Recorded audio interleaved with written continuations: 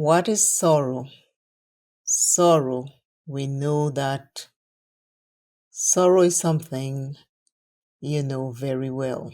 The definition of sorrow is a feeling or deep distress caused by loss, disappointment, or misfortune.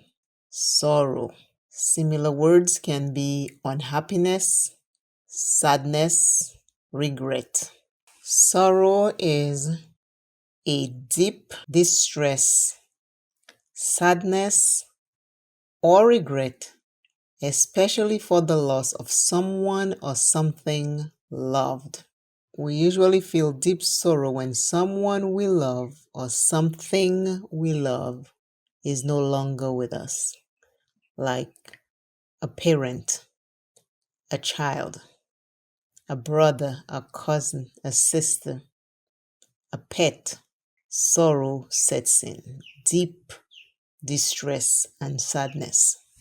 Sorrow and grief are two different things, two different feelings, two different emotions. Grief is the process that your heart goes through when you have experienced a loss. Sorrow is the emotion that your heart is feeling. So sorrow and grief, they are both different things, even though they might feel the same. Sorrow is a feeling of immense sadness. The sorrow you would feel if your best friend suddenly moved to a different state or even a different neighborhood. Sorrow is an unbearable sadness. When you feel sorrow after the loss of a parent or a child or a pet or any family member or friends, the only thing you can do is to give that sorrow time. Don't rush it. You have to give it time. Time sometimes can be enough to alleviate sadness. Being patient, allowing the feeling to rise and come out through crying, journaling, taking quiet me time, or to be in nature with yourself and your thoughts, and just accepting where you are will make a big difference as you're going through a sorrowful moment. Sadness is usually caused by a loss of some kind.